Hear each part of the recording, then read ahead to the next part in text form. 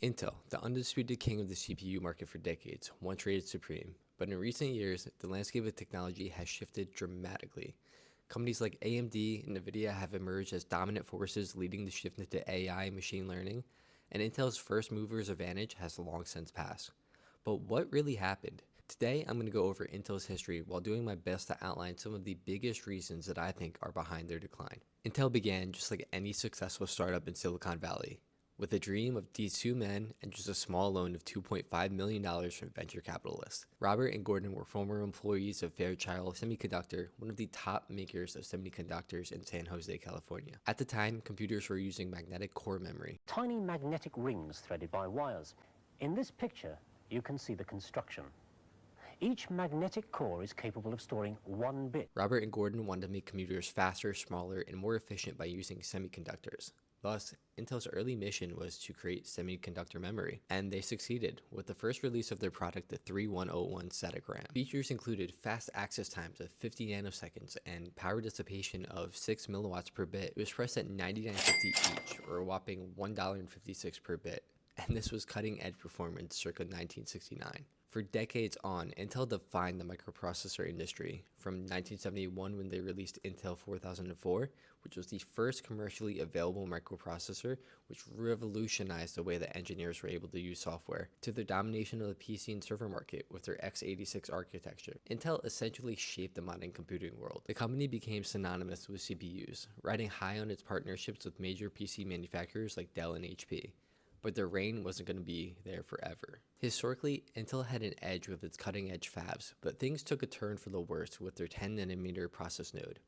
Originally set to launch in 2016, the 10nm chips faced repeated delays, eventually launching years behind its schedule in 2019. This allowed competitors like AMD to leapfrog Intel in performance and efficiency.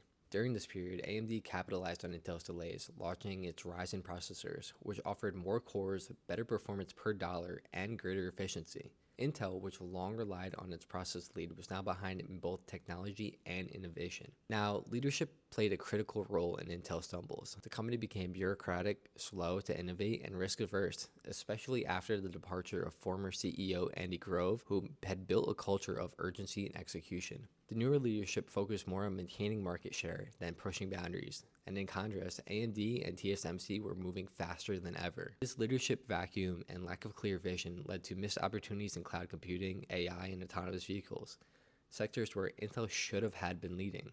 As Intel struggled, its competitors thrived. AMD's Ryzen chips started to outperform Intel in both desktop and server markets, and meanwhile, Apple's M1 chip showed the immense potential of the ARM processors, proving that they could outperform their previous Intel chips in personal computers. Now, Intel's problems weren't limited to just consumer CPUs. The company lost ground in the server and data center markets, where AMD's processors had been increasingly favored. On the AI front, companies like NVIDIA had taken a commanding lead, while Intel had honestly struggled to keep up in both hardware and software integration. So this begs the question, is there hope for Intel? Their new CEO, Pat Gelsinger, who joined the company in 2021, seems to think so. He's basically refocused the company on regaining its manufacturing lead with a multi-year roadmap for new fabrications and process nodes domestically here in the US. And this was basically an effort to try to become another major player in the foundry business. Now, while these plans are promising, the road ahead is going to be tough for Intel.